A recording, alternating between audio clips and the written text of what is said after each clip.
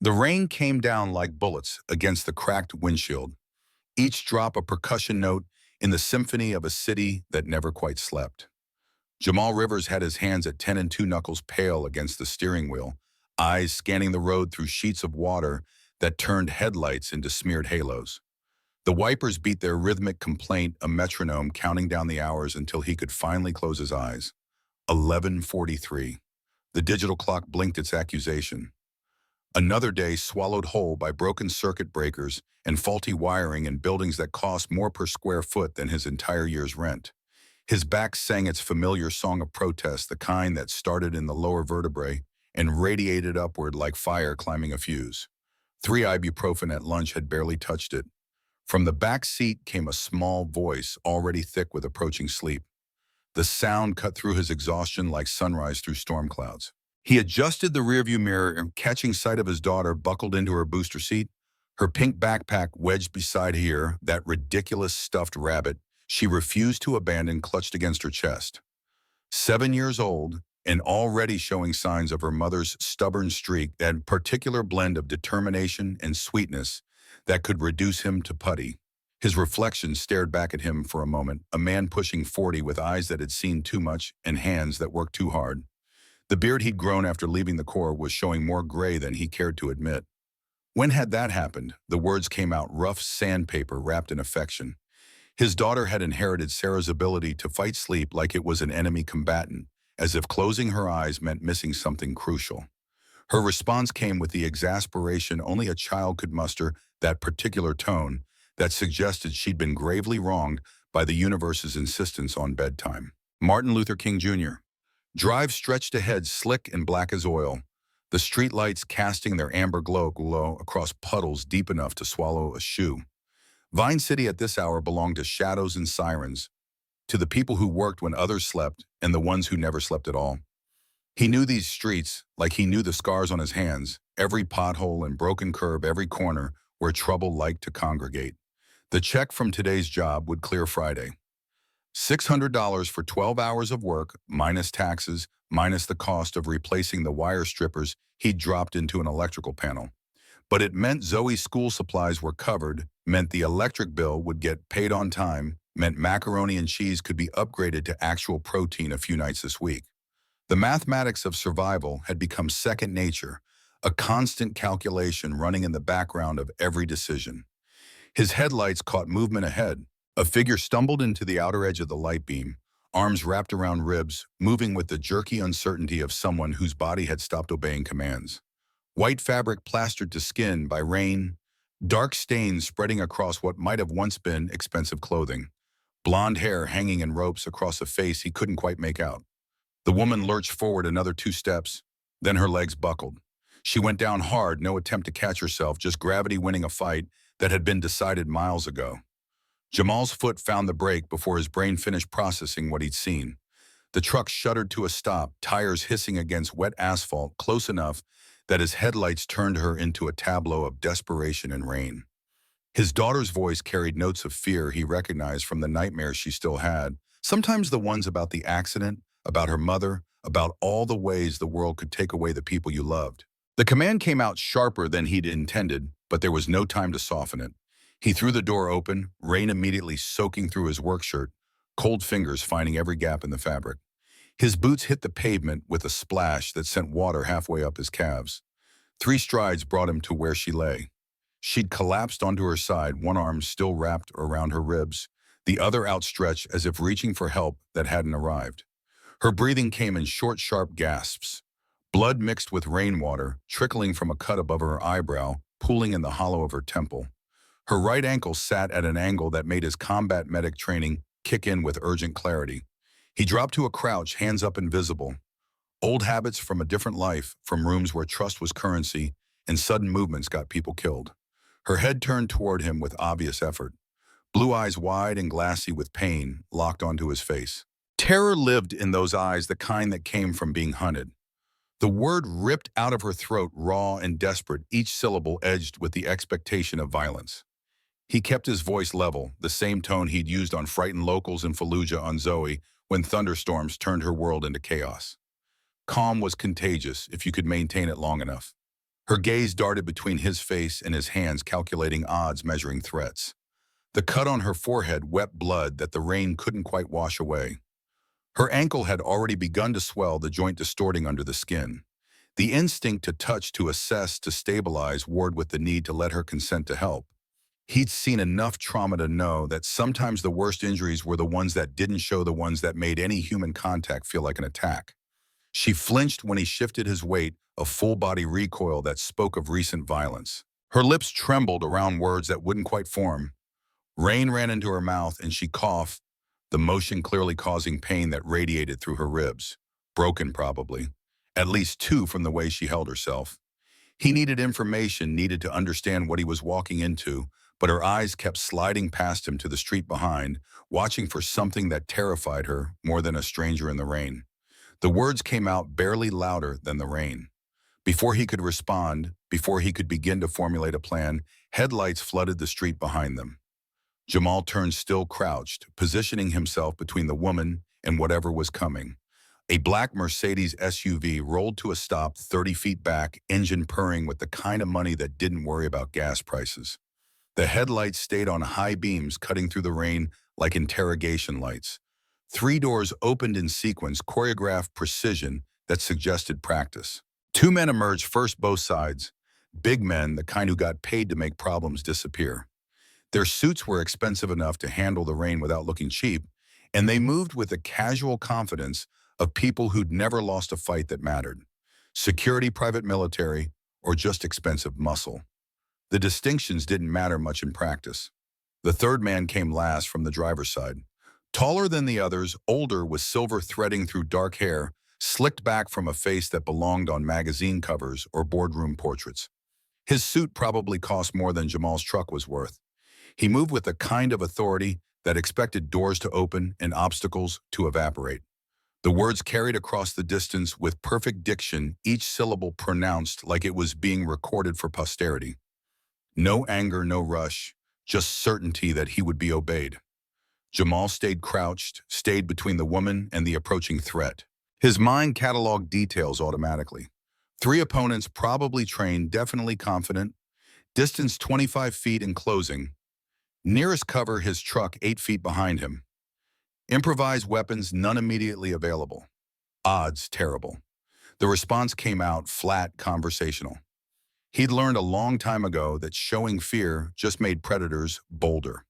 The tall man's expression didn't change, but something flickered in his eyes. Surprise, maybe, or calculation. He gestured with one hand, a minimal movement that encompassed Jamal, the woman, the entire scene. Behind him, the woman made a sound, small and broken. Jamal glanced down. She was shaking her head, tears cutting paths through the rain on her face, eyes squeezed shut like she could make this whole nightmare disappear through force of will alone. He looked back at the tall man, meeting his gaze with the kind of directness that usually went one of 2 ways. Either people backed down or they escalated. There was rarely middle ground. The tall man's mouth curved into something that might have been a smile, if smiles could carry contempt like that. He took 2 steps closer. Hands relaxed at his sides, every movement calculated to project control. Rain beaded on his suit jacket and slid off like the fabric had been engineered to repel the natural world. The dismissal in those words was surgical, designed to cut deep. And it did, hitting all the familiar places where Jamal's sense of worth had been worn thin by years of being invisible, years of watching people like this move through the world like they owned it. But he'd been insulted by better men in worse situations, and he'd learned that the opinion of someone willing to hurt the helpless didn't carry much weight. The tall man's expression hardened, the mask slipping enough to show what lived underneath. Anger tightly controlled. The kind of rage that came from not being immediately obeyed. He nodded once, a minimal gesture. The 2 men in suits started forward, closing the distance with professional efficiency. No hurry, no hesitation. Just the confidence of people who did this often enough to have a system. The first one spoke, his voice carrying the flat professionalism of someone reading from a script they'd delivered before. Jamal rose slowly to his full height, putting himself squarely in their path. 6 feet, a former Marine who'd spent too many years in places where standing your ground meant the difference between living and dying. The words came out quiet but absolute. In his peripheral vision, he could see his truck, could see Zoe's small face pressed against the window watching. Every instinct screamed at him to get back in that truck, to drive away, to keep his daughter safe from whatever this was. But he'd spent 3 years watching the strong prey on the weak in a dozen different countries. He'd spent another 3 years watching it happen in his own country, in his own city, to people who couldn't fight back. And he'd sworn after Sarah died, after the drunk driver who killed her walked away with a misdemeanor and a suspended license, that he wouldn't look away anymore. Not when he could do something about it. The first suit lunged, telegraphing the move with a shift of weight that Jamal read like headlines. He sidestepped, muscle memory taking over, and drove his elbow into the man's ribs with enough force to crack bone. The suit grunted, stumbled, surprise, replacing confidence in his eyes. The second suit was already moving, coming in fast with a wide swing that had power but no finesse. Jamal ducked under it, feeling the air displace above his head, and swept the man's legs out from under him with a low kick that sent him sprawling into a puddle deep enough to drench him completely. The first suit recovered rage, replacing surprise now, and charged like a linebacker. Jamal caught his wrist mid-swing, used the man's own momentum against him, twisted the joint to the edge of dislocation, and shoved him hard into the side of the Mercedes. The impact was satisfying, a dull thud that left a small dent in the passenger door. The suit slid down, his eyes unfocused. The second suit scrambled to his feet, breathing hard water streaming from his expensive jacket. His eyes held calculation now, a reassessment of the threat. He came in slower this time, more cautious, but still committed to the outcome that money had purchased. Jamal's heart pounded against his ribs, adrenaline singing through his veins with familiar intensity. It had been years since Paris Island, years since he'd needed these skills for anything but memory and nightmares. But the body remembered what the mind tried to forget. The suit feinted left, then right, testing for openings. Jamal held his ground, watching center mass reading the micro-movements that preceded action. When the man committed, driving forward with a combination of punches designed to overwhelm Jamal, redirected the energy, caught the man's arm, and used simple physics to send him airborne. The suit's feet left the ground. He rotated arms, windmilling uselessly, and hit the asphalt with enough force to drive the air from his lungs. He lay there gasping like a fish, rainwater pooling around his head. Jamal straightened, chest heaving, rain dripping from his beard. His knuckles throbbed where they'd connected with bone. His shoulder ached where one of them had clipped him during the exchange. But he was standing, and they weren't. The tall man stood frozen, his carefully constructed composure finally cracking.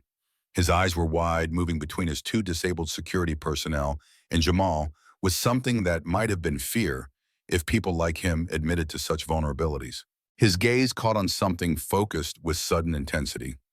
Jamal followed the look to his own left forearm, where his rolled-up sleeve had revealed the tattoo he'd gotten the day he graduated from boot camp. Eagle Globe Anchor, the emblem that marked him as part of a brotherhood that never really ended. The tall man's voice came out, controlled again, but with new calculation underneath.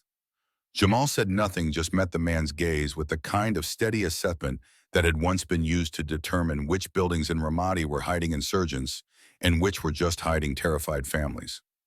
The tall man's jaw worked, muscles jumping under expensive skin. His hands clenched at his sides, trembling slightly with suppressed rage. He looked at his two men, one slumped against his car, the other flat on his back in the rain, then back to Jamal with an expression that promised consequences. The words came out, shaking, barely controlled, each one delivered like a verdict.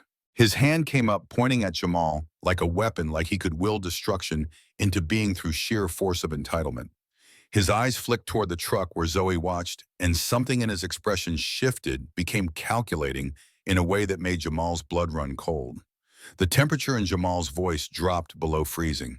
Every syllable carried the weight of absolute conviction, the promise that some lines existed that you didn't cross, no matter how much money you had or how many lawyers you kept on retainer. The tall man's mouth snapped shut. For a long moment they stood there, rain pouring down around them, locked in a contest of wills that had nothing to do with physical strength and everything to do with who would blink first. The tall man turned sharply on his heel, breaking the stalemate with a bark command to his men. The two suits dragged themselves upright, limping back to the SUV like wounded animals retreating from a fight they'd lost. The first one left small drops of blood on the pavement, mixing with rain and oil. The second one had to grab the door handle twice before he could make his hands work well enough to pull it open. The tall man paused at the driver's side door, looking back one final time. When he spoke, his voice carried across the distance with perfect clarity despite the rain.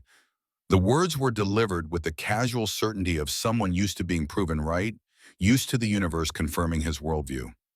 Then he slid into the driver's seat, engine roaring to life, and the Mercedes peeled out with a screech of tires that echoed off the wet pavement before being swallowed by the night. Jamal stood there for a long moment, breathing hard, adrenaline still coursing through his system with nowhere to go. His hands shook slightly, the after effect of violence of the biochemical cocktail that had kept him alive in combat zones and now made him feel sick in the street outside his own neighborhood. He turned back to the woman. She was staring at him, her face pale in the headlights, eyes wide with something that looked like shock or disbelief or both. Rain continued to pour down around them, indifferent to human drama, washing blood and violence into the gutters with perfect equality. The words barely made it past her lips, thin and fragile, like she couldn't quite process what had just happened. Jamal walked over and knelt beside her again, his knees protesting the movement, his body already starting to catalog the various impacts and strains it had absorbed. The statement came out matter of fact, stripped of heroism or expectation. It was just true, the kind of truth that didn't need justification or explanation.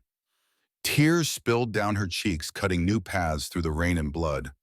Her face crumpled, and for a moment she looked like someone who'd forgotten how to cry and was just now remembering. He slid one arm under her shoulders, the other beneath her knees, and lifted carefully.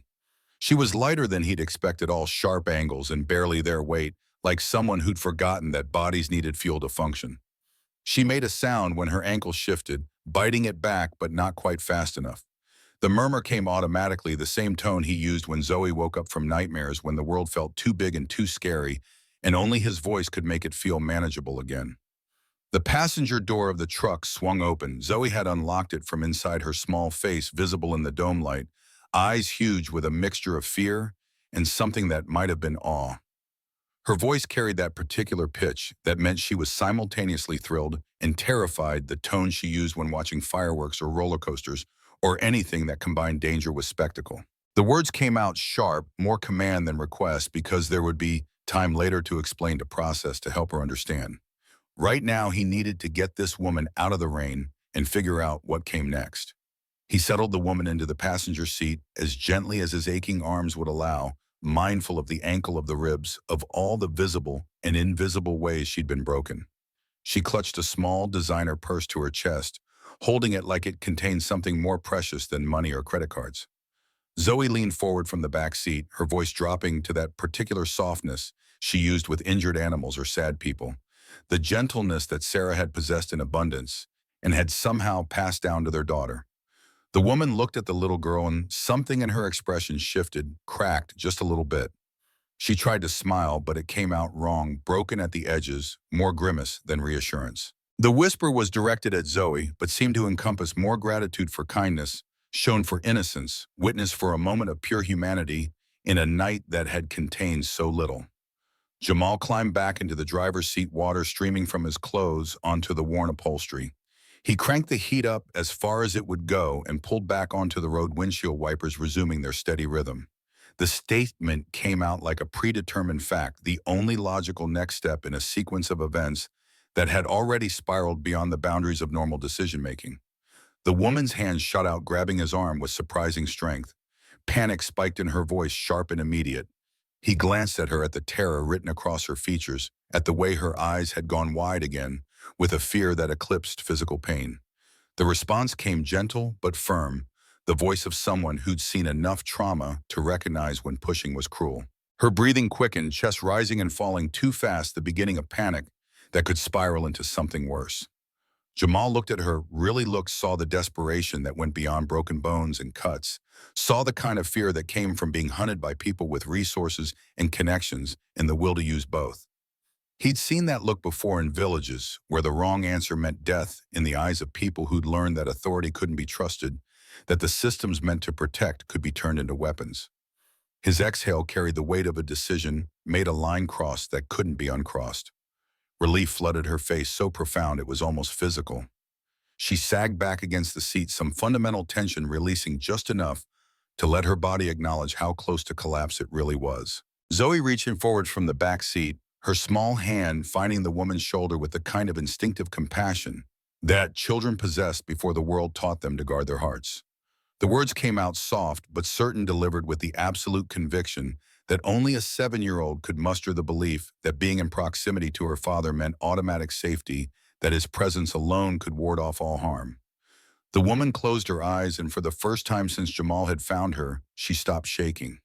He drove through the rain, mind already racing through the implications of what he'd just done, the ways this could go wrong, the dangers he might have invited into Zoe's life. But he'd made the choice the moment he'd stopped the truck, maybe before that, maybe years ago, when he decided that looking away wasn't something he could live with anymore. So he drove home through streets that gleamed like black glass, with a stranger bleeding in his passenger seat and his daughter humming softly in the back, and tried not to think about the man in the expensive suit, or the promises he'd made, or all the ways that power usually won when it came up against people who had nothing but principle to protect them. The apartment building emerged from the rain like something from a Depression-era photograph, all cracked concrete and faded paint, and the particular kind of tired that came from decades of deferred maintenance. The front steps had developed a tilt somewhere in the 90s, never quite serious enough to warrant fixing, but enough to make drunk people stumble and old people grip the railing like a lifeline. The buzzer system next to the front door wore a handwritten sign that read "out of order" in letters that had been there so long they'd faded to ghost impressions. Jamal killed the engine and sat for a moment, hands still on the wheel, looking at the building he'd called home for the past 3 years. It wasn't much, but the rent was manageable, the landlord didn't ask too many questions, and Mrs. Chen on the 3rd floor could be counted on to watch Zoe in emergencies. In Atlanta's current housing market, that combination qualified as luxury. The woman opened her eyes, following his gaze to the building. He watched her take it in, watched something flicker across her face that wasn't quite disappointment, but wasn't quite neutral either. Assessment, maybe. Recognition of how far she'd fallen from whatever world she'd inhabited before tonight. Her voice came out small, uncertain, like she was trying to reconcile something that didn't quite fit together in her understanding of how the world worked. The defensive edge crept into his voice before he could stop it. Years of being measured against other people's standards and coming up short in every category, except the ones that actually mattered. He climbed out, rain still falling, but lighter now, more mist than downpour.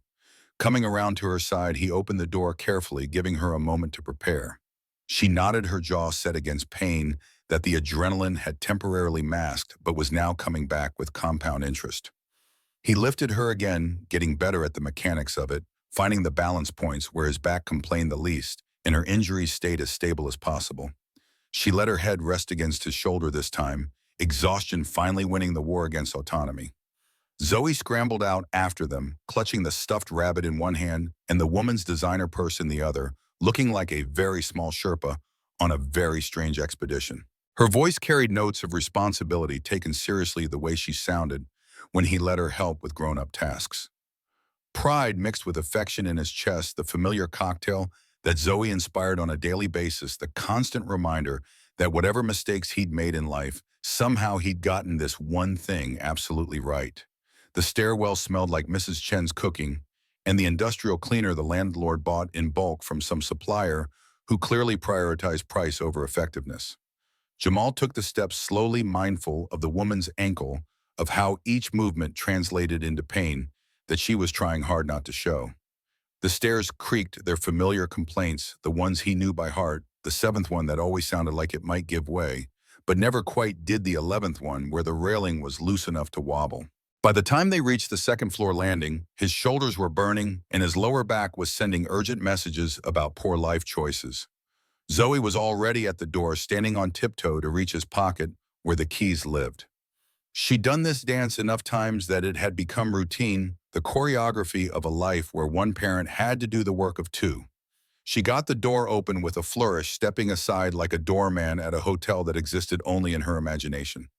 The apartment spread out before them in all its modest reality. 650 square feet divided into spaces that served multiple purposes out of necessity rather than design. The living room doubled as his bedroom most nights, the couch converting into something that technically qualified as a bed, if you weren't too particular about lumbar support. The walls wore Zoe's artwork like proud parents, every available surface covered in crayon renderings of families and flowers and rainbows that she insisted represented specific scientific phenomena she'd learned about in school. The furniture told the story of a life assembled from whatever was affordable and available. The couch had come from Goodwill, reupholstered twice with fabric that didn't quite match, but was clean and functional. The coffee table he'd built himself from scrap wood, left over from a job site, sanded smooth and stained dark, to hide the fact that it had started life as shipping pallets. The television sat on a milk crate that he'd reinforced with 2x4s, and if you didn't look too closely, you might not notice that it was held together with wood screws and determination. But it was clean. The floors were swept, the surfaces wiped down, the dishes done and stacked in the drainer by the sink. The kind of clean that came from caring, from taking pride in what you had, even when what you had wasn't much. Jamal carried the woman to the couch, lowering her as carefully as his protesting muscles would allow. He got her situated with a pillow behind her back, one of the decorative ones Sarah had bought back when decorative pillows seemed like a reasonable purchase. The woman winced as her ankles settled against the cushions, but she didn't cry out, just breathed through it with the kind of practiced control that suggested this wasn't her first experience with serious pain.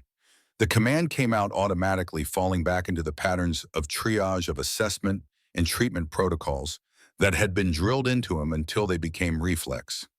Zoe's footsteps pattered across the hardwood, disappearing into the bathroom with the kind of enthusiasm she brought to any task that made her feel useful and important. Jamal knelt in front of the woman, bringing himself down to her eye level, making the effort to be less intimidating, more human. Her hands gripped the edge of the couch, her knuckles white with tension. The words came out gentle but honest because there was no point in pretending this would be easy or painless. Something in her face shifted at that, some recognition that he knew what he was doing, that competence lived in these calloused hands, even if wealth and status didn't. Zoe returned at a run, carrying the red tackle box that served as their medical kit. Jamal had maintained it obsessively since leaving the service, keeping it stocked with enough supplies to handle most common emergencies. Gauze and tape, antiseptic wipes, butterfly bandages, elastic wraps, a basic splint kit, pain medication in carefully labeled bottles. The accumulated gear of someone who'd learned that being prepared was often the only thing standing between minor problems and catastrophic ones. He worked methodically, starting with the head wound, because head wounds bled like horror movies and scared people more than they actually threatened. The cut above her eyebrow was shallow, more dramatic than dangerous, the kind of thing that would heal clean if he could keep it from getting infected. The antiseptic wipe came out of its packet with a sharp chemical smell that filled the small space. She sucked in a breath but held still, her eyes locked on his face with an intensity that felt like being studied, cataloged, assessed for trustworthiness by someone who'd learned the hard way that trust was a commodity to be rationed carefully. He cleaned the wound with efficient gentleness, wiping away blood and rain and the grime that collected on everyone who spent time on Atlanta's streets after dark. The edges of the cut came together cleanly once the blood was cleared. Butterfly bandages would hold it closed well enough, leave a minimal scar if she was lucky. The bandages went on with practiced precision, small strips of adhesive that pulled the skin into alignment and held it there while the body's own healing mechanisms took over. He sat back on his heels, examining his work with a critical eye. Not perfect, but competent. She'd have a thin line above her eyebrow, a permanent reminder of this night, but it wouldn't be disfiguring. Then he turned his attention to the ankle. The joint had swollen to nearly twice its normal size, the skin stretched tight and already showing the deep purple of serious internal bleeding. The angle was wrong, subtle, but definitely wrong, the kind of misalignment that spoke of bones that had lost their proper relationship to each other. His assessment came out quiet, clinical, the voice of diagnosis rather than judgment. The pain in her voice carried layers, fear of hospitals, mixed with some other terror that he didn't have enough context to understand. He reached for her foot with careful deliberation, his hands hovering just above the injury. She hissed when he made contact, the sound sharp and involuntary. Her fingers dug into the couch cushions hard enough that her knuckles went white. But she didn't pull away, didn't tell him to stop, just endured with the kind of grim determination that suggested she'd had plenty of practice enduring things she couldn't change. The ankle was definitely broken. The bone shifted just enough that he could feel the discontinuity when he applied gentle pressure. The skin was intact, which was something, but the swelling was getting worse by the minute. He needed to immobilize it, needed to prevent any further displacement that might turn a relatively clean break into something complicated. He pulled out the elastic bandages and the portable splint, simple aluminum, wrapped in foam padding. Not as good as a proper cast, not even close, but enough to keep things stable until she could get real medical attention. The warning felt inadequate for what he was about to do, but there was no way to make this painless. No magic words that would transform broken bones and torn ligaments into something manageable. Her response came through gritted teeth, each word clearly costing effort. He worked as quickly as his training allowed, wrapping the ankle with firm, even pressure, securing the splint to prevent any movement that might cause additional damage. Every adjustment, every tightening of the elastic bandage drew small sounds from her throat that she tried and failed to completely suppress. Her face had gone sheet-white, lips pressed into a thin line, breathing shallow and rapid. When he finally tied off the last bandage and sat back, his own hands were shaking slightly. The medical work was straightforward, mechanical, something he could do without thinking. But watching someone suffer, even in service of helping them, never got easier. The word came out on an exhale, relief and exhaustion combining into something that barely qualified as speech. He stood, knees cracking in protest, and headed for the kitchen. The refrigerator yielded a clean dish towel and a tray of ice cubes that had been sitting there long enough to absorb the faint smell of whatever Mrs. Chen was cooking tonight. He wrapped the ice in the towel and brought it back, draping it carefully over the splinted ankle. The words came automatic, the same instructions he'd given dozens of times to Marines who'd done stupid things and civilians who'd had bad luck. Then he went back to the kitchen and returned with a glass of water and 2 white pills. She took them without question, washing them down with long gulps that suggested she'd forgotten about water, about basic needs, about taking care of a body that had been pushed past reasonable limits. He grabbed a clean towel from the bathroom, one of the good ones that Sarah had registered for at their wedding, back when they'd thought towels mattered, and the future stretched out infinite and bright. He draped it over the woman's shoulders, covering the wet clothes that clung to her like a second skin. The statement was simple, practical, but it felt insufficient given the circumstances, given everything that had happened and everything that would need to happen next. He disappeared into his bedroom, digging through the dresser until he found them. Sarah's clothes carefully folded and stored in the bottom drawer, the ones he hadn't been able to bring himself to donate because they still smelled faintly of her perfume, and giving them away felt like erasing proof that she'd existed.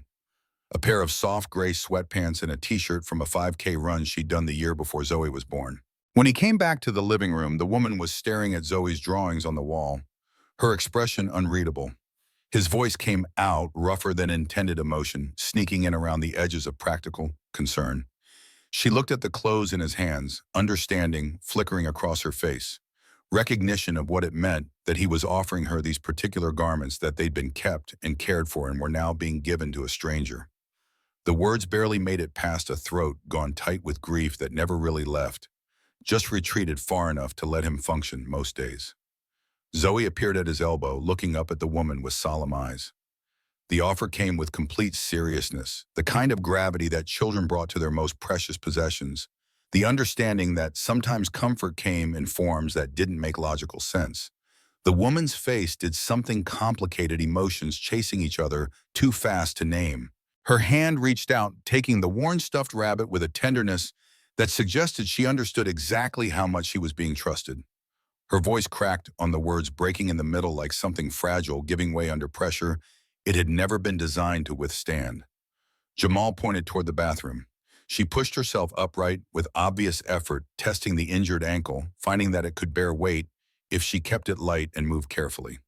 She limped toward the bathroom, one hand trailing along the wall for balance, leaving small wet marks on the paint where her fingers touched. The bathroom door closed with a soft click. Zoe looked up at him, her face carrying questions she didn't quite know how to ask. The answer felt insufficient, reductive, but it was all he had to offer right now, all he could explain when he didn't fully understand it himself. In the bathroom, he could hear water running, the small sounds of someone trying to put themselves back together with inadequate tools and borrowed clothes. He made up the couch with a blanket and pillow, creating something that resembled a proper bed if you didn't look too closely at the springs that occasionally poked through or the way the whole thing sagged in the middle. When the woman emerged, she looked smaller, somehow more vulnerable in oversized sweatpants and a t-shirt that hung on her frame like it had been designed for someone twice her size. Her wet hair was combed back from her face, the butterfly bandages stark white against pale skin. She'd washed away the blood and rain, but the exhaustion underneath couldn't be cleaned away. She lowered herself onto the couch slowly, every movement calculated to minimize pain. When she was finally settled, she looked up at him with eyes that held too much. The words came quiet, weighted with meaning that extended beyond basic hospitality, beyond the simple mechanics of rescue and first aid. His response was automatic, stripped of pretense or false modesty, just a statement of fact about the kind of person he tried to be, about the choices he made when the universe presented him with opportunities to help or walk away. He turned off the overhead light, leaving just a small lamp in the corner, casting everything in soft amber that made the shabby apartment look almost warm. His chair, the recliner that had come with the apartment and was probably older than Zoe, waited in its usual spot. The final words of the night came gentle, an invitation to rest, to let go of vigilance for a few hours, to trust that this space was as safe as he could make it. Her response barely qualified as sound exhaustion, finally winning the battle against consciousness. He settled into the recliner, the spring groaning their familiar complaint, and watched the woman's breathing slowly even out into sleep. Zoe had already surrendered, curled up in her bed with her stuffed rabbit reclaimed and clutched close, her small face peaceful in a way that made his chest ache with love and fear in equal measure. Outside, the rain continued, and somewhere in the city, a man in an expensive suit was making plans. But here in this small apartment, three people who'd been strangers that morning now shared a space, shared a tenuous alliance forged in violence and rain, and the simple act of choosing to help. Jamal's mind wouldn't quiet, wouldn't let him slip into the sleep his body desperately needed. He kept replaying the fight, the look in the tall man's eyes, the threat that hadn't been spoken, but had been crystal clear in the glance toward Zoe. He'd invited danger here. He knew that with the certainty of someone who'd seen enough violence to recognize its patterns. Whatever the woman was running from, whoever was chasing her, they now knew exactly where to find her, which meant they knew exactly where to find him and Zoe. The calculation ran through his mind like code assessing risks and probabilities. He could call the police, except the tall man had suggested connections that made that option questionable. He could tell the woman to leave in the morning, send her back out into whatever hell she'd escaped from, except that violated every principle he'd tried to live by since hanging up the uniform. Or he could see this through, whatever this turned out to be, and hope that doing the right thing didn't cost him everything that mattered. Sleep, when it finally came, was thin and restless, full of dreams that mixed combat memories with present threats, where the enemy wore expensive suits and spoke with perfect diction and couldn't be fought with anything as simple as training and determination. Dawn came gray and unwelcome, leaking through the thin curtains like an accusation. Jamal woke with his neck kinked and his back screaming protest, the recliner having delivered exactly the quality of rest it promised. The apartment was quiet except for Zoe's soft breathing and the woman's occasional shift on the couch as her body tried and failed to find a position that didn't hurt. He extracted himself from the chair with the care of someone whose body kept a running tally of every injury and strain it had ever sustained. The kitchen called, offering the twin comforts of coffee and routine, the familiar ritual of morning that existed independent of chaos or consequence. The coffee maker gurgled to life, filling the small space with a smell that was half actual coffee and half the burnt residue of a machine that should have been replaced years ago. While it worked, he assessed the refrigerator's contents with the practiced eye of someone who'd become expert at creating meals from whatever ingredients happened to be available. Eggs, bread that was approaching but hadn't quite reached the boundary of stale, half a carton of milk, some cheese that he'd bought on sale. Nothing impressive, but enough to constitute breakfast for three if he was creative about portions. The woman's voice startled him, rough with sleep and pain. He turned to find her sitting up on the couch, wrapped in the blanket like armor, watching him with eyes that were clearer than they'd been the night before, but still carried shadows that sleep hadn't erased. The response came automatic, the same way he greeted Zoe on mornings when nightmares had stolen her rest. She tested the ankle carefully, face tightening, when weight translated into pain that couldn't be ignored. The assessment was clinical honest, the report of someone who understood that incremental progress was still progress. He poured coffee into two mismatched mugs, added milk to hers, because that's what she'd accepted the night before when she was too exhausted to have preferences, and brought them both to the coffee table. The offering was simple, unadorned, but in this moment, it represented something larger, the continuation of care, the commitment to see her through whatever came next. She took the mug in both hands, wrapping her fingers around it like the warmth could spread from ceramic to skin to somewhere deeper where the cold had taken root. The first sip made her close her eyes, and when she opened them again, something had shifted in her expression. The words came quiet observation rather than criticism, recognition of care that extended beyond emergency treatment into the ongoing work of making someone feel safe. He settled onto the coffee table across from her, his own coffee going cold between his hands, while he tried to formulate the conversation they needed to have. The statement felt inadequate, a massive understatement of the violence and threat that had played out in the rain. But he needed information, needed to understand what he'd stepped into, what dangers might be heading toward his door. Her hands tightened around the mug, knuckles going white. For a long moment, she didn't speak, just stared into the dark liquid like it might contain answers or at least the courage to voice them. When she finally did speak, her voice came out small and scared, stripped of whatever authority or confidence she might have possessed in her other life. The name meant nothing to him, just syllables without context, but the way she said it carried weight, suggested that in her world this name mattered, carried threat and history. Understanding started to crystallize, pieces falling into place with sickening clarity. Her laugh came out bitter, sharp enough to cut. She took a shaky breath, and the story spilled out in fragments, each piece extracted with visible effort. 3 days ago, she'd found an email on Marcus's phone. Not snooping, just an accident, the kind of random occurrence that could change everything. Plans, contracts, communications with board members. A conspiracy to force her out of her own company, the one her father had built, the one she'd been groomed to lead.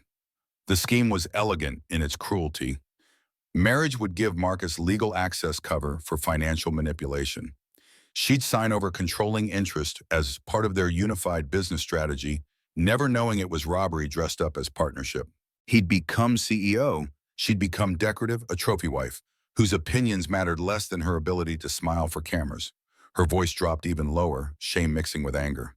The words felt inadequate but true, the only response that made sense when someone's trust had been weaponized against them.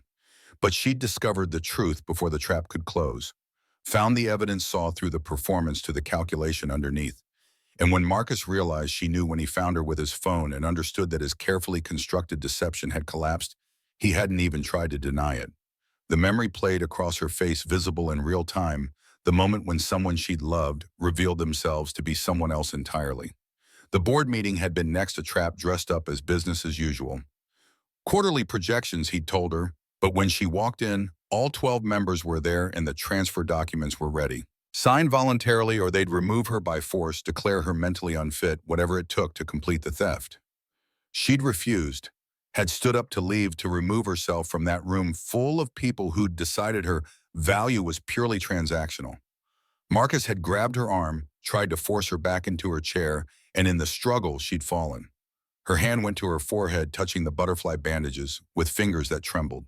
The image formed clear and horrible, a woman broken at the bottom of stairs, while people with power watched and did nothing, calculated that their own comfort mattered more than her pain. Jamal's coffee had gone completely cold, forgotten in his hands, while rage built slowly in his chest, the particular fury that came from watching the strong prey on the weak and call it business. She'd crawled, dragged herself across expensive carpet and polished floors to a service exit while her body screamed protest, and every movement proved that the people she'd trusted had decided she was disposable. Made it to an alley where she'd collapsed, where Marcus and his security had found her again. Her eyes found his, holding his gaze with an intensity that felt like drowning. The room felt too small suddenly, the weight of what she'd told him pressing down like atmospheric pressure before a storm. He'd saved her from Marcus's men, but the threat was so much bigger than two guys in expensive suits. This was corporate conspiracy, systematic abuse of power, the kind of enemy that fought with lawyers and judges and money rather than fists. The question came out tactical, focused on the one element that mattered most in any fight, the thing that separated hope from fantasy. She reached for her purse, the designer bag she'd clutched through everything, pulled out a phone with a cracked screen that somehow still functioned. 6 photo screenshots of emails and documents that she pulled up with shaking fingers. The screen told stories of greed and betrayal in clinical business language. Plans to liquidate assets, offshore accounts, timestamps that prove premeditation. Not everything, she said, not the full picture, but enough to demonstrate that something criminal had been planned, enough to suggest the scope of the conspiracy. Her voice broke on the question, desperation bleeding through carefully maintained control. The calculation was immediate, obvious. 6 photos weren't enough to take down an organization, to overcome the weight of money and connections and institutional inertia, but they were a starting point, a thread that could be pulled until the whole thing unraveled. The question came out flat, practical, stripping away emotion to focus on mechanics. Understanding dawned in her eyes, followed quickly by doubt. He stood pulling out his own phone, ancient, and held together with a case that had seen better years but kept it functional. She stared at him like he'd suggested something impossible, like the gap between what he was proposing and what she'd resigned herself to couldn't be bridged. Before he could answer, Zoe appeared in her doorway, rubbing sleep from her eyes, her hair sticking up in directions that defied physics. She took in the scene, her father and the woman sitting close, talking in voices that carried adult worry, and her face scrunched with concern. The question came out small, uncertain, carrying the weight of a child who'd learned that bad things could happen suddenly and without warning. Jamal crossed to her in 2 strides, lifting her up despite his protesting, back holding her close while he found words that would be honest without being terrifying. He carried her to the couch, settling between Zoe and Victoria, creating a small circle where truth could be spoken in terms a 7-year-old could understand. The explanation came careful, calibrated to inform, without overwhelming, to acknowledge danger without inspiring panic. Zoe's attention shifted to Victoria, her small face serious in the way children got when they were processing things that felt too big. The question was direct, unadorned, the kind only a child would ask because adults learn to hide behind euphemism and implication. Victoria's expression did something complicated, emotions fighting for dominance behind eyes that suddenly looked very young and very old at the same time. The admission came raw, stripped of pretense, the kind of honesty that adults usually reserve for therapists in moments of crisis. Zoe considered this with the gravity she brought to important pronouncements, then nodded once with decision. She slipped off the couch and ran to her room, returning moments later with a fresh sheet of paper and her box of crayons. She pressed them into Victoria's hands with ceremonial seriousness. The command came gentle but absolute, delivered with the certainty of someone who'd discovered a fundamental truth about the world and felt obligated to share it. Victoria stared at the blank paper in her hands like it might bite her, like the white space represented something terrifying rather than empty. Her fingers trembled as they hovered over the crayons, decades of denial and suppression, warring with something that wanted desperately to be released. Jamal watched the internal struggle play out across her face, recognized the paralysis that came from having parts of yourself amputated by other people's expectations. He'd seen it in Marines who came home from deployment, unable to remember what peace felt like in himself after Sarah died, when the future had contracted to just getting through the next hour. The words came quiet, an invitation rather than pressure, permission to try without the burden of needing to succeed. Victoria picked up a blue crayon with fingers that shook. The tip touched paper, hesitated, then moved. Slow at first, uncertain each line, a negotiation with fear and muscle memory that had been dormant for more than 2 decades. But gradually something shifted, the movements becoming more fluid, more confident, like a language coming back after years of disuse. Blue became green, green became yellow. Shapes emerged that didn't follow any plan, just feeling translated into color and form. A garden taking shape, flowers blooming wild and unconstrained. And at the center, a woman with her face lifted to the sun, arms spread wide like she was embracing everything good that the world might offer. At the woman's feet, a small figure holding a paintbrush, young and full of possibility, not yet taught that some dreams were impractical, that some parts of yourself had to be sacrificed for other people's comfort. When Victoria finally set down the crayons, she was crying. Not the desperate tears of the night before, but something quieter, more profound, grief and release, mixing into something that might eventually transform into healing. Zoe studied the drawing with the serious attention she brought to art, then looked up at Victoria with eyes that held too much wisdom for their years. The statement was delivered with absolute conviction, no doubt, or qualification, just truth as a 7-year-old understood it. Victoria stared at the child, at this small person who'd somehow articulated something that years of therapy and self-help books had never quite managed. She looked at Jamal, at the man who'd fought for her, sheltered her, offered her borrowed clothes and coffee in the safety of his home. The question came out wondering, bewildered, like she couldn't quite reconcile her understanding of how the world worked with this reality she'd stumbled into. Jamal's expression softened, something in his face that was part pride and part grief, and part the complicated love that single parenthood demanded. The explanation was simple, but carried layers of meaning, acknowledgement of debt, to someone who couldn't collect commitment to values that outlived the person who taught them. He stood abruptly, moving to the kitchen like he needed distance from emotions that threatened to overwhelm the careful control he'd maintained since Sarah's funeral. His hands found the counter and gripped hard knuckles, going white, shoulders tense with the effort of holding everything together. Victoria watched him, saw the grief he carried, recognized it because she'd been carrying her own for so long, she'd forgotten what it felt like to move through the world without that weight. She looked at Zoe, at the little girl who hummed while she colored, who offered stuffed rabbits as comfort, who believed that families could be built from kindness and choice rather than just biology. The pieces started to fit together, the architecture of this small family, the scaffolding of loss and love that held it upright. A father trying to honor his dead wife by raising their daughter with the values she'd lived by.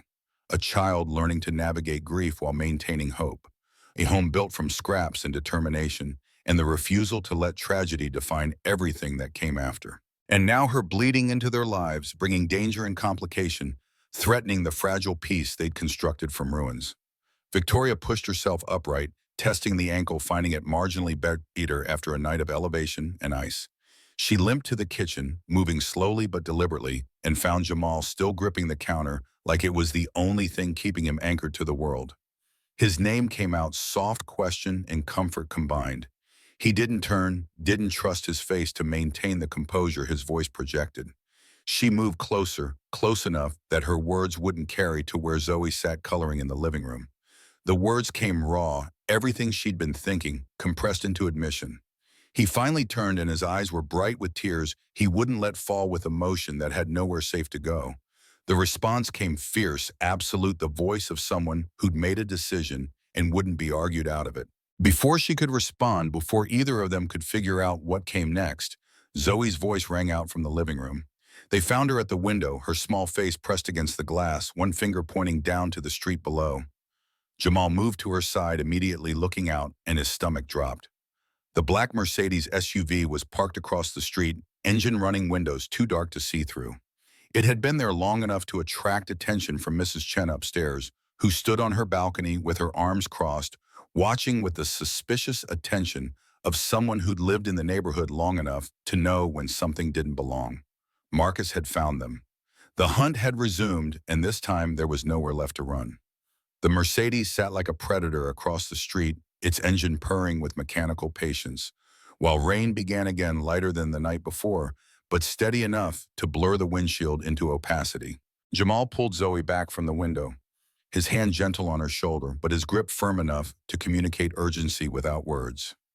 Victoria limped over, ankle protesting every step, and peered down at the vehicle that represented everything she'd tried to escape. Her breath fogged the glass, obscuring the view for a moment, before clearing to reveal the same scene, unchanged, implacable. The word tasted like ash in her mouth, acknowledgement of pursuit that hadn't paused even for darkness or distance. Jamal's mind shifted into tactical mode, the part of him that had survived Fallujah by learning to think 3 steps ahead of threats that moved faster than planning aloud. The apartment had 2 exits, the front door and the fire escape that led to an alley Mrs. Chen used for her gardening supplies. The Mercedes blocked the front, which meant they were being corralled toward the back, which meant someone else was probably waiting there. Standard pincer movement, the kind taught in basic training and refined through practice against enemies who understood that controlling space meant controlling outcomes. He moved to the landline, the ancient cordless phone that came with the apartment and worked even when cell service didn't, lifted the receiver and heard nothing. Dead. Cut probably, though, whether physically or through some technical manipulation he couldn't determine from here. His cell phone showed full bars, but when he tried to dial, the call failed. Then again, a third attempt produced the same result, the screen flickering briefly before going dark entirely, despite showing 70% battery moments before. Professional work, the kind that required equipment and expertise beyond what most people carried. Signal jammers probably creating a dead zone that encompassed the building and maybe the whole block. Marcus wasn't taking chances this time, wasn't relying on intimidation and hired muscle when technology could isolate his target more efficiently. Victoria watched his face, reading the conclusions as they formed, understanding dawning in her eyes, with the terrible clarity of someone who'd already accepted that escape might not be possible. The question came out flat, resigned, like she was asking about weather or traffic, rather than the mechanics of her own capture. But before Jamal could answer, before he could begin to formulate plans that all seemed to end with Zoe in danger, a knock came at the door. 3 precise raps, evenly spaced, followed by 2 more in quick succession. A pattern deliberate and specific. Jamal moved to the door, looked through the peephole, and felt some of the tension in his shoulders release fractionally. He unlocked the deadbolt and pulled the door open to reveal a man in his early 40s, black with close-cropped hair, going gray at the temples, and a prosthetic leg visible below worn jeans. He carried a weathered backpack over one shoulder and moved with the particular economy of someone who'd learned to navigate the world with mechanical assistance.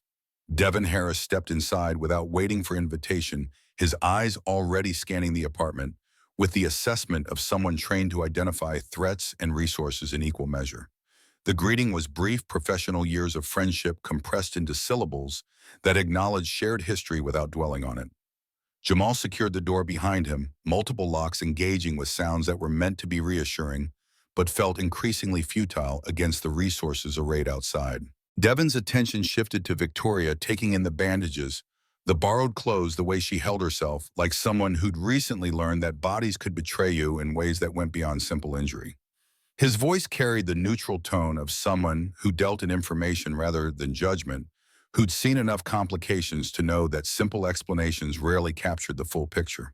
She nodded, unable to formulate a response that wouldn't sound either inadequate or hysterical, settling for acknowledgement that the situation was exactly as dire as it appeared. Devin set his backpack on the dining table, unzipping it to reveal a laptop that looked like it had survived combat zones and natural disasters, held together with electrical tape and determination. He pulled out additional equipment items that Jamal recognized from his time in intelligence briefings, tools that existed in gray areas of legality and were never discussed in official documentation. The explanation came matter-of-fact, delivered with the confidence of someone who'd done this particular dance enough times to know all the steps. His fingers were already moving across the keyboard, lines of code scrolling past faster than untrained eyes could track green text on black background that might as well have been hieroglyphics, for all the sense it made to anyone without specialized knowledge. Within minutes, he'd bypassed the signal jamming, creating a narrow corridor of connectivity that wouldn't last long but might be enough. His phone buzzed, messages flooding in from the past hour, notifications that had been queued and waiting for any available pathway. One message stood out, sent 20 minutes ago from a number he recognized. 2 words that changed everything. The screen showed a simple text, no elaboration, just coordinates and a time. Help coming, ETA 30 minutes. Jamal looked at Devin, questions forming faster than he could articulate them, but his friend was already shaking his head. The answer was cryptic, but Devin's expression suggested that questions would have to wait, that accepting help without interrogating its source was the price of survival in situations that had already moved past the point of easy choices. Victoria had moved to the window again, watching the Mercedes, with the focus of someone studying an enemy's position, learning patterns that might reveal weakness. The vehicle hadn't moved, hadn't altered its posture, just continued its vigil with mechanical patience. Her voice came quiet, almost thoughtful, like she was working through a problem that had multiple variables and no clear solution. The observation was astute recognition that Marcus operated with advantages that went beyond simple resources, that his confidence suggested protection from consequences that would destroy ordinary people. Jamal joined her in the window, standing close enough that their shoulders almost touched, 2 people looking at a problem that seemed designed to have no good answers. The question was tactical, focused on leverage, on finding the pressure points that might shift an imbalance of power that seemed absolute. Devon's voice came from the table, still typing, still working through layers of digital security that stood between them and the information they needed. The explanation unfolded across the next 10 minutes, Devon narrating while his fingers danced across keys accessing systems that were supposed to be impenetrable but weren't, if you knew where the vulnerabilities lived. Sterling Tech's email servers yielded first 3 years of correspondence flooding into temporary storage gigabytes of data that would take days to parse manually, but could be searched algorithmically for patterns and keywords. The board members' communications painted a picture of systematic corruption, emails discussing the merger that wasn't really a merger, the marriage that was actually a hostile takeover, the careful orchestration of Victoria's removal that had been planned long before she'd discovered the first email. Richard Townsend and Jennifer Marks had been instrumental, their fingerprints on documents that transferred assets to shell corporations that created paper trails leading to offshore accounts in jurisdictions that made extradition complicated and prosecution unlikely. But the real revelation came from Marcus's personal server, the one he'd thought was secure behind military-grade encryption that Devon dismantled like it was held together with wishes and optimism. Files showed a history that went back 5 years to when Marcus had first identified Sterling Tech as a target when he'd begun cultivating relationships with board members who were vulnerable to financial incentive or blackmail, when he'd started the long patient work of positioning himself as the solution to problems he'd carefully created. Victoria's courtship had been calculated from the first meeting, engineered through mutual acquaintances who'd been paid to make introductions through carefully orchestrated encounters that felt like fate but were actually just thorough planning. Every gift, every romantic gesture, every moment that she'd treasured as evidence of love had been documented in files labeled with clinical precision. Target engagement, relationship milestone, commitment secured. The language of hunting dressed up as romance, predation disguised as devotion. Victoria read over Devon's shoulder, her face going progressively paler as the scope of the deception revealed itself in emails and spreadsheets and timeline documents that reduced 3 years of her life to data points in someone else's acquisition strategy. The word came out broken, barely sound the voice of someone watching their past rewrite itself into something unrecognizable, into evidence that every moment of happiness had been contaminated by manipulation. Jamal moved to her side, his hand finding hers without conscious decision, offering connection that was real, because it expected nothing, because it existed outside the transactional logic that had governed her life for longer than she'd understood. Devon continued working, downloading everything to encrypted drives, creating redundancies that would ensure the evidence survived even if his laptop didn't. The data painted a picture that went beyond simple corporate fraud into territory that would interest multiple federal agencies, RICO statutes and international banking violations, and conspiracy that crossed state lines. But it also revealed something more immediately threatening: emails from Marcus, sent in the past hour, communications with the board authorizing extreme measures, discussion of making Victoria's disappearance permanent, of arranging accidents that would eliminate the problem she represented, while claiming the assets she controlled through estate mechanisms that had already been legally positioned. The clinical language couldn't disguise the meaning, the willingness to escalate from theft to murder, if circumstances required the complete absence of conscience that treated human life as just another variable in a business calculation. Devon pulled up a final file, this one showing real-time surveillance feeds from cameras Marcus had apparently installed in Sterling Tech facilities, and more disturbingly in locations throughout Atlanta that Victoria frequented. Her gym, her favorite coffee shop, the art supply store she'd visited twice in the past month, with tentative hope of reclaiming pieces of herself she'd abandoned. The revelation of being watched, of having her movements cataloged and predicted, brought a visible shudder that traveled through her entire body. But Devon's expression suggested there was more, something worse hidden in data that kept revealing new layers of violation. The screen changed, showing financial records that tracked not just corporate theft, but personal surveillance payments to private investigators, to data brokers, to services that existed in legal gray areas, and provided information that was supposed to be protected by privacy laws that apparently didn't apply to people with sufficient resources and insufficient morality. And they're buried in a spreadsheet labeled miscellaneous expenses, a line item that made Jamal's blood run cold. Background check: J. Rivers dependence vulnerabilities. Dated 3 days ago after Marcus had learned where Victoria was hiding, after he'd decided that intimidation might require leverage beyond simple threats.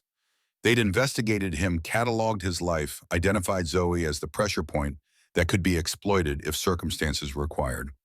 The abstract threat from the previous night crystallized into something concrete, documented, budgeted for like any other business expense. Devon's voice carried warning understanding that some revelations push people past the point of rational response into territory where emotion overrode survival instinct. But Jamal was already moving his mind, shifting into the cold clarity that had kept him alive when people were actively trying to kill him, when planning meant the difference between coming home and being shipped home in a box. The question came out tactical, stripped of emotion, focused on resources and timing, and the logistics of survival when the enemy had advantages in every measurable category.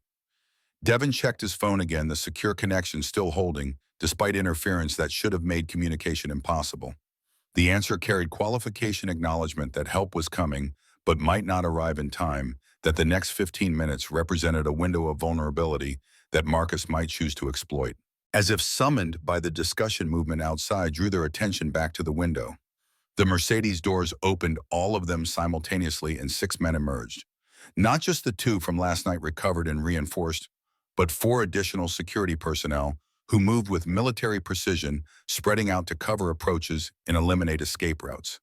And from the driver's side, Marcus himself, immaculate in charcoal gray, despite the rain, walking toward the building entrance with the confidence of someone who'd never been told no in any context that mattered to him.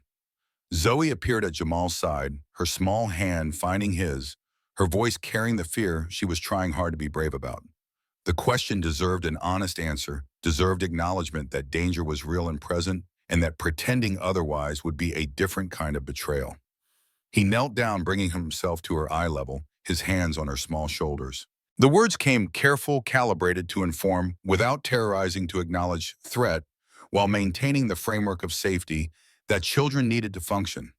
But Zoe's eyes were already too knowing, too aware that sometimes bad things happen to good people, that her mother's death had proven that the universe didn't always protect the innocent or punish the guilty according to any logic that made sense. Her response came quiet acceptance laced with resignation that no 7-year-old should have to feel. Victoria moved closer, lowering herself carefully to the floor, despite her ankles' protest, joining the small circle that had formed around truths that couldn't be softened. The words came raw, stripped of pretense admission that protecting others sometimes meant exposing them to exactly the dangers you'd hoped to prevent. But Zoe reached out her small hand, finding Victoria's, connecting them with touch that carried more meaning than vocabulary could encompass. The statement was delivered with absolute conviction, the certainty of someone who decided that family was defined by choice and commitment rather than biology, that love was something you gave rather than something you earned. The moment broke when pounding came at the door, fist against wood, with enough force to make the frame shudder. No courtesy knock, this time, no pretense of civility, just the demand of power, expecting compliance. Marcus's voice carried through the door, perfectly modulated, each word enunciated with the precision of someone used to being recorded. Devon had already moved, positioning himself near the window, with a clear view of the street below his phone, ready to document whatever happened next, creating a record that might matter if any of them survived to present it. Jamal stood, moving toward the door, but not opening it, his body creating a barrier between threat and the people he'd committed to protecting. The response came through the closed door, calm and absolute, the voice of someone who'd already decided that compliance wasn't an option regardless of consequences. Silence followed, stretching long enough that Jamal wondered if Marcus had chosen to retreat, to regroup, and approach from a different angle. But then the voice came again, different now. Harder, the veneer of civility stripped away to reveal calculation underneath. The threat was explicit, legal language deployed as weapon. The promise of state power turned against them through connections and influence that rendered justice into something malleable, subject to interpretation by people who could be bought. Victoria pushed herself upright, limping to the door, her voice carrying through the wood with steel that hadn't been there before, with rage that had finally burned through fear to find something harder. The words came out clear and strong, each syllable a rejection of the identity he'd tried to impose, of the future he had attempted to orchestrate without her consent. Marcus's laugh filtered through cruel and knowing. The insinuation was designed to wound to reduce her escape into evidence of instability, to use the very act of seeking safety as proof that safety was needed from her, rather than for her. Jamal's jaw clenched, rage building in his chest, but Victoria's hand on his arm stopped him from responding, from giving Marcus the reaction he was clearly attempting to provoke. Her voice, when she spoke again, carried new certainty, the tone of someone who'd finally stopped running from truth and started running toward it. The accusation landed hard, shifting the dynamic from defense to offense, from victim to prosecutor. Through the door they could hear Marcus's breath catch, calculation recalibrating to account for resistance he hadn't anticipated. His response came smoother, dismissive, but with an edge that suggested the mask was slipping. Devin held up his phone, showing a timer counting down. 11 minutes until help arrived, if help was actually coming, if the message hadn't been intercepted or the sender compromised. 11 minutes to hold ground against 6 men and institutional power that rendered simple physical defense inadequate. The sound that came next was worse than threats, worse than violence. It was silence, complete and absolute, the kind that preceded decisions made, plans executed, consequences delivered. Then came the smell, acrid and unmistakable smoke, filtering under the door in wisps that quickly became streams. Fire, deliberate, and spreading the building, suddenly transformed from shelter into trap. Marcus's voice returned, muffled now by smoke and distance, as he retreated to safety while delivering his final message. The ancient fire alarm finally engaged its shrill scream, filling the apartment, too late to warn of danger that had already arrived. Zoe pressed against Jamal, her face buried in his shirt, while Victoria stood frozen, watching smoke pool against the ceiling, with the terrible understanding that Marcus had escalated past intimidation into territory where people died and called it tragedy rather than murder. Devin was already moving, grabbing his laptop, securing the evidence that might be the only thing giving their deaths meaning, while Jamal's mind raced through options that all seemed to end badly. The fire escape was compromised, probably watched, possibly blocked. The front door led into smoke and men who would ensure they didn't make it to the street. The windows were too high for jumping, even without Zoe and Victoria's injuries making that option suicidal. They were trapped exactly as Marcus had intended, and the building was burning. The smoke thickened with terrifying speed, transforming the apartment into something alien and hostile. Jamal's training kicked in automatic responses from fire safety drills conducted in burning buildings, where the difference between survival and death was measured in seconds and decisions.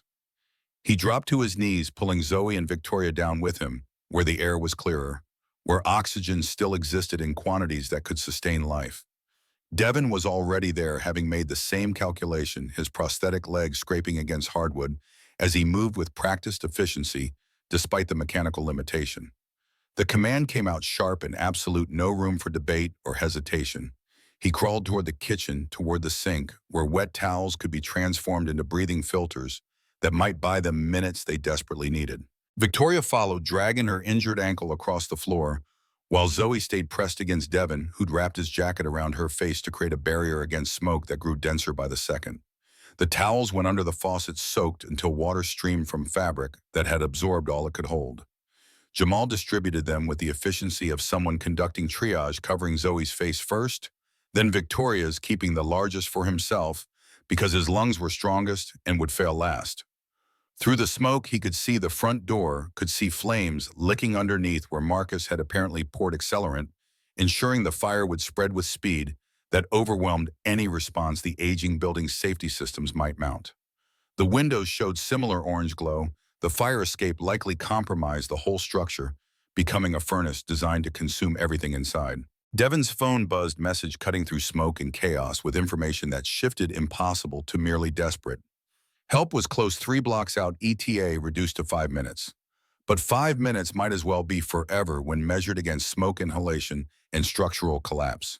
The explanation came between coughs, smoke finding its way past inadequate barriers to assault lungs that protested with increasing urgency. Jamal's mind raced through options, discarding each as quickly as it formed.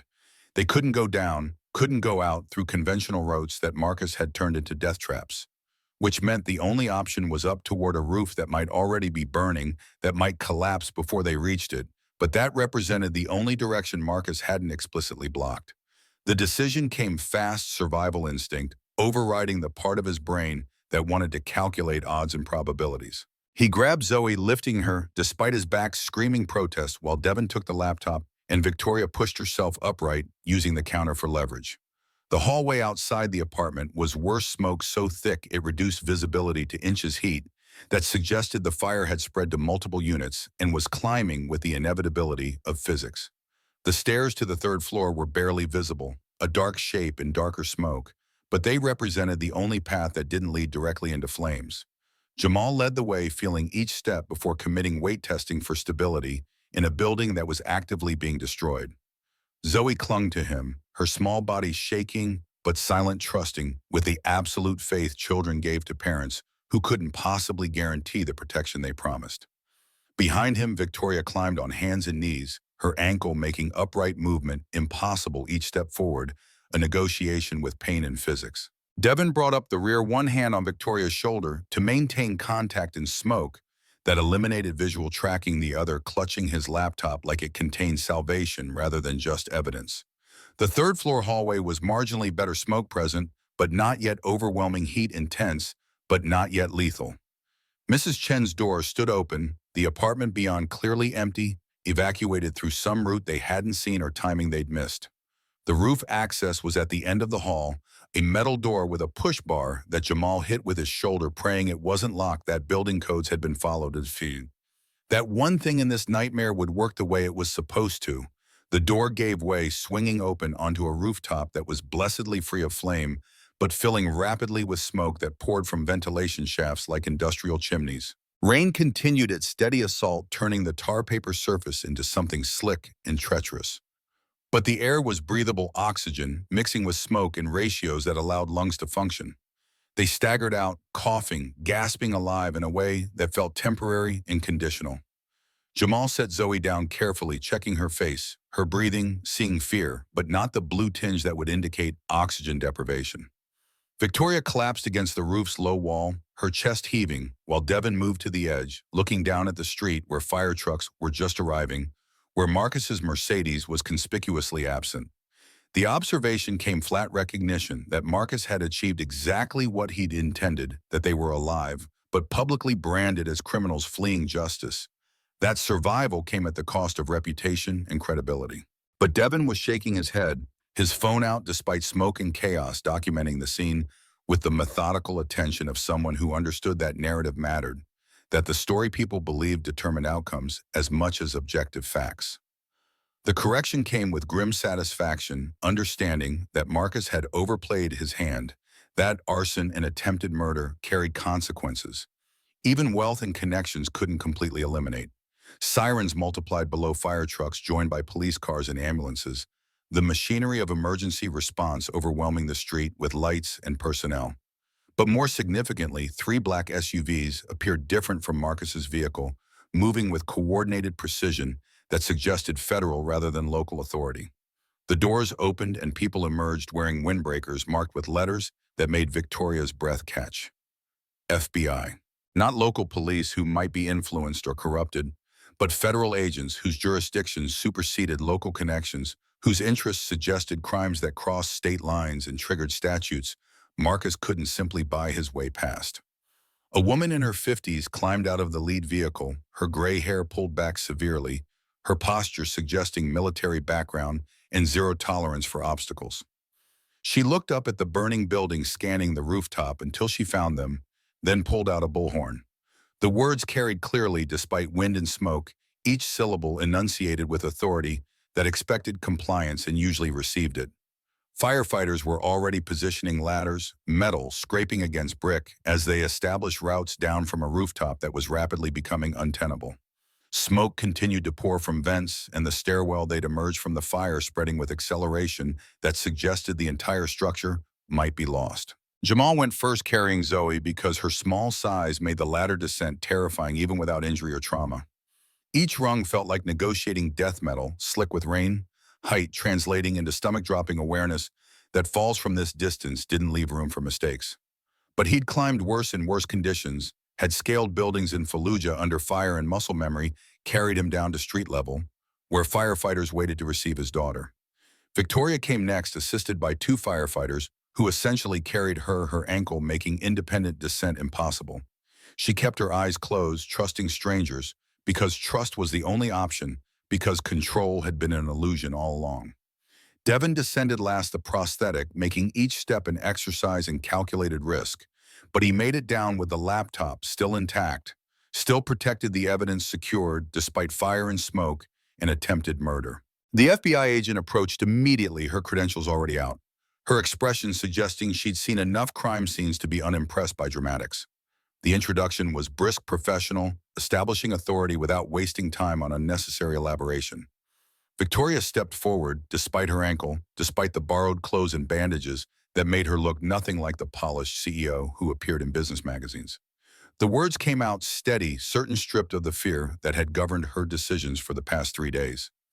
Agent Morrison's expression didn't change, but something flickered in her eyes that might have been approval, or at least recognition that cooperation was being offered rather than extracted. Devon held up the laptop, its case scorched, but the machine inside still functional. The explanation was technical, precise, delivered with the confidence of someone who knew exactly what he'd obtained and why it mattered. Morrison gestured to two other agents who approached with evidence bags and chain of custody forms, the bureaucratic machinery of federal prosecution already engaging before anyone had been formally charged.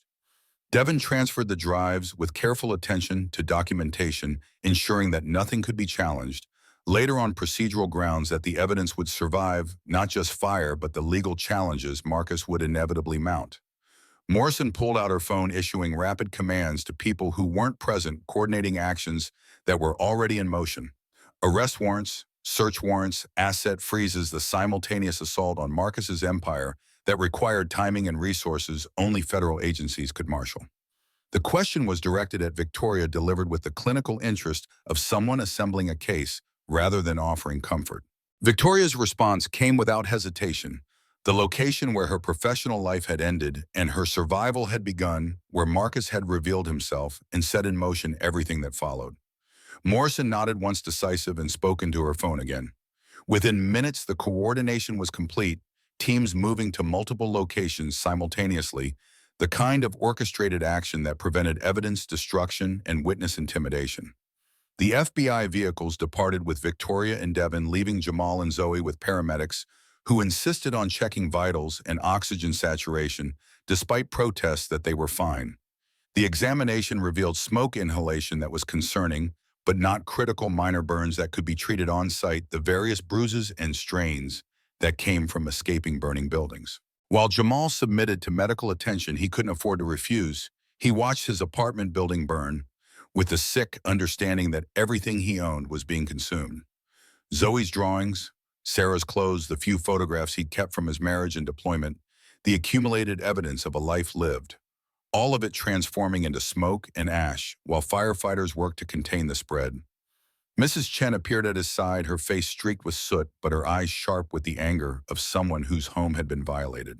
The information came bitter acknowledgement of violation that went beyond property damage into destruction of community, of the small, fragile ecosystems people built when resources were limited and vulnerability was shared. Jamal pulled Zoe closer, feeling her small body pressed against his side, alive and breathing and safe despite Marcus's best efforts. The building could be replaced, possessions could be acquired again, but this small person who trusted him absolutely was irreplaceable, and Marcus had tried to use her as leverage, had been willing to let her burn to achieve his objectives. The rage that thought inspired was cold and absolute, the kind that didn't explode outward, but crystallized into commitment, into certainty that Marcus would face consequences, even if Jamal had to spend everything he had to ensure it. The Sterling Tech boardroom looked exactly as Victoria remembered, though she'd never imagined she'd return like this. Flanked by FBI agents wearing clothes borrowed from Agent Morrison, because her own had been destroyed in the fire, limping, because her ankle couldn't sustain the weight of pretending everything was fine. But she was here, and Marcus was here, and the board members who'd betrayed her were here, and the evidence that Devon had secured was being projected onto the screen where quarterly reports usually appeared. Marcus sat at the head of the table in her father's chair, his composure perfect despite the federal presence, despite the accusations that had been formally presented before Victoria's arrival. His suit was immaculate, his posture relaxed, his expression suggesting this was an inconvenience, rather than the end of everything he'd built through deception and manipulation. The remaining board members looked various degrees of uncomfortable, the ones who hadn't been arrested, watching with expressions that ranged from shock to calculation, to the particular blankness that came from realizing you'd been complicit in crimes you couldn't claim ignorance about. Agent Morrison stood at the front of the room, remote control in hand, cycling through evidence with the efficient brutality of someone conducting a prosecution rather than a presentation. Each image, each document, each email thread was worse than the last, building a picture of systematic fraud that had stripped billions from Sterling Tech while enriching Marcus and his co-conspirators. The offshore accounts, the shell corporations, the forged signatures, the board meetings where Victoria's removal had been discussed in terms usually reserved for hostile takeovers, rather than internal succession. And then came the personal violations, the surveillance footage showing Victoria's movements cataloged and analyzed, the background checks on people she'd never mentioned to Marcus, the emails discussing her psychological vulnerabilities and how they could be exploited. The courtship reduced to tactical decisions, the proposal to a milestone in an acquisition timeline, the planned wedding to a legal mechanism for transferring assets. Morrison let the final image sit on the screen, an email from Marcus to Richard Townsend discussing Victoria's mother's suicide and how that trauma could be leveraged to make her more compliant, more willing to accept guidance, more susceptible to manipulation dressed up as care. Victoria watched Marcus's face as the room absorbed that particular revelation, watched for shame or regret, or any evidence that humanity existed beneath the performance. But his expression remained neutral, calculated, the face of someone assessing damage and formulating response rather than experiencing remorse. When he finally spoke, his voice carried the same smooth confidence that had seduced her, convinced her, nearly destroyed her. The dismissal was absolute, delivered with the certainty of someone who'd never lost, because wealth and connections had always provided escape routes that ordinary consequences couldn't navigate. But Morrison's smile suggested she'd heard variations of this speech before, had seen wealthy criminals insist that rules were for other people, that money granted immunity from justice that applied to everyone else. Her response came cold and factual, stripping away pretense with the efficiency of someone who dealt in evidence rather than rhetoric. She nodded to the agents stationed at the doors. They moved forward, credentials, visible authority, undeniable. The words were procedural, almost gentle, delivered with the practiced neutrality of people who'd arrested hundreds and knew that theatrics were unnecessary when law and evidence aligned. Marcus's composure finally cracked, rage bleeding through the careful mask he'd maintained. He stood abruptly, the chair scraping backward, his hands slamming onto the mahogany table with force that made several board members flinch. The threat came raw and unfiltered, the real Marcus, emerging now that pretense had become pointless. The man who'd been willing to burn a building with people inside, who'd manipulated and stolen and destroyed without conscience because victory was the only metric that mattered. Victoria stepped forward, moving past Agent Morrison, past the federal authority and institutional power, until she stood directly across from Marcus, with only the table between them. When she spoke, her voice carried a strength she'd forgotten. She possessed a certainty that came from having survived the worst he could do and emerging intact. The words were simple, true, delivered without triumph or vindication, just statement of fact about transformation that had occurred despite his best efforts to prevent it. Marcus stared at her, really seeing her, maybe for the first time, seeing someone who'd escaped the cage he'd built, who'd found value in places he'd never thought to look, who'd chosen meaning over money, and discovered that the exchange made her wealthier than he could understand. The agents moved to either side of him, hands on his arms, guiding him toward the door with professional efficiency. He didn't resist, just allowed himself to be led away, while his eyes stayed locked on Victoria, promising future consequences, suggesting this wasn't over.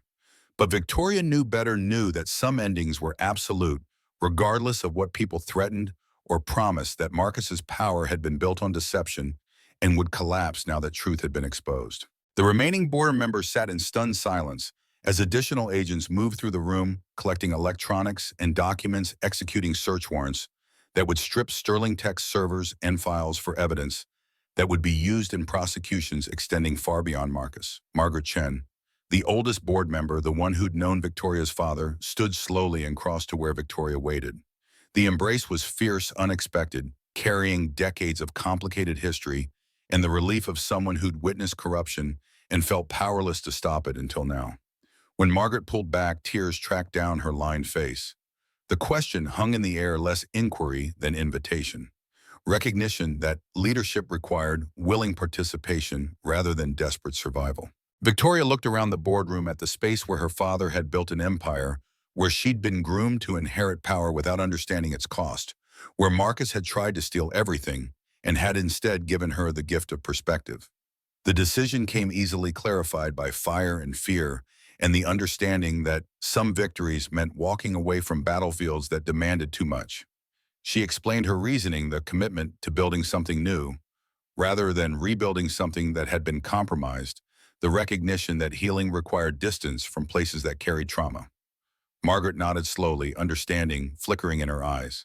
The offer was genuine, spoken with the authority of someone who still commanded respect despite everything that had happened. Relief washed through Victoria, the weight of expectation finally lifting permission granted to choose a different path. 6 months transformed into a lifetime measured in different metrics. The Phoenix Rising office occupied 3 modest rooms in a renovated building where Vine City was slowly gentrifying, where grant money and donations funded the work of helping women escape situations that would otherwise consume them. Victoria sat across from a young woman whose story echoed her own in painful ways. Different details, but the same fundamental pattern of manipulation and control, of discovering too late that love had been performance designed to enable theft. The guidance came from experience rather than theory, from intimate knowledge of how recovery required both practical support and emotional scaffolding, how rebuilding a life meant addressing immediate needs while creating foundation for future independence. The woman's eyes held hope, mixed with doubt, the combination that Victoria recognized from her own mirror 6 months ago. The response was absolute, unqualified, spoken with conviction that came from having lived through transformation that had seemed impossible. After the woman left with resource lists and follow-up appointments, Victoria stood at the window looking out at streets that had once seemed threatening, but now felt like home. Her ankle had healed completely, the limp fading to occasional stiffness when weather changed. The scar above her eyebrow was barely visible, a thin line that she'd stopped trying to conceal. Her phone buzzed with a text from Jamal, simple and sweet, 3 words that made her smile every time. She typed her response quickly, fingers flying across keys with the ease of practice. The apartment they shared now was larger than Jamal's old place, 3 bedrooms in a building that had working buzzers and stairs that didn't creak threats of collapse. Zoe had her own room walls covered with new drawings that showed a family of 3 engaged in various activities, evidence of a child who'd integrated trauma into her understanding without letting it define her future. Victoria's room held an easel art supplies paintings in various stages of completion that represented a reclamation of identity that had been buried for decades. Some were good, some were terrible, but all of them were hers, created for the pleasure of creation rather than any external validation. When she arrived home, Jamal was in the kitchen attempting dinner with the kind of determined incompetence that had become endearing through repetition. Zoe sat at the table, homework spread across the surface, her tongue poking out slightly as she concentrated on math problems that challenged her understanding of multiplication. The greeting came automatic warmth and affection compressed into syllables that had become ritual. Jamal turned from the stove, wooden spoon in hand, his face lighting up in the way that still made her heart skip, despite 6 months of daily reinforcement. He pulled her close, kissed her with the easy intimacy of people who'd stopped questioning whether this was real, who'd accepted that love could be simple when it wasn't performing any function beyond existing. Zoe looked up from her homework, grinning with the particular satisfaction of someone who'd been keeping a secret and could finally reveal it. Victoria's hand went to her pocket, pulling out the small box that had been burning a hole there all afternoon, the question she'd been building courage to ask. But before she could speak, Jamal was moving, setting down the spoon, pulling his own small box from behind the flour canister, where he'd apparently hidden it, both of them reaching the same conclusion simultaneously through whatever synchronicity governed people who'd learned to communicate in languages beyond words. They stared at each other for a long moment, then burst into laughter, the kind that came from joy rather than humor, from recognition that they'd separately arrived at the same destination. The question came from both simultaneously overlapping, neither waiting for the other to finish before answering with enthusiastic affirmation. Zoe launched herself from her chair, throwing her arms around both of them, bouncing with excitement that threatened to knock over the entire group. The pronouncement came with absolute authority, the voice of someone who'd decided months ago that this outcome was inevitable and was simply pleased that the adults had finally caught up. Later, after dinner had been consumed, despite being slightly burned, after Zoe had been tucked into bed, with promises that wedding planning would involve her input on everything from flowers to music, Victoria and Jamal sat on their small balcony, watching the city lights blur through her happy tears. His arm was around her shoulders, her head resting against his chest, listening to the steady rhythm of his heartbeat that had become the most reliable sound in her universe. The observation was quiet, almost wondering, spoken by someone still reconciling where she'd been with where she'd ended up. Jamal's response was immediate, certain, spoken with the conviction of someone who'd watched her transform and knew exactly what she was worth. She lifted her head to look at him, at this man who'd stopped his truck in the rain, who'd fought for her, who'd given her shelter and family, and the space to become herself. The words came raw, stripped of pretense, the most honest thing she'd ever said. His kiss was answer enough, promise and commitment, compressed into touch that spoke of futures built together, of challenges faced as partnership, of love that existed outside transaction or performance. Below them, Atlanta continued its restless movement. People pursuing dreams and running from nightmares, building empires and losing everything, playing out dramas that would transform lives or leave them unchanged. Marcus was in federal prison awaiting trial that would almost certainly result in decades of incarceration. The board members who'd conspired with him had accepted plea deals that destroyed careers and reputations, but avoided maximum sentences. Sterling Tech was thriving under new leadership that valued ethics alongside profit. But here on this small balcony, in this modest apartment, three people who'd found each other through chaos had built something that wealth couldn't purchase and power couldn't replicate. A family forged in choice rather than obligation, sustained by care rather than control, proving that sometimes the wreckage of one life created the foundation for something better. Victoria Sterling had walked away from billions and discovered she was richer than she'd ever been. And tomorrow she'd wake up beside the man she loved, help his daughter get ready for school, go to work, helping women find their own paths to freedom, and continue building a life that mattered in ways that quarterly reports and stock prices could never measure. The empire had fallen, but she had risen, and that was victory enough.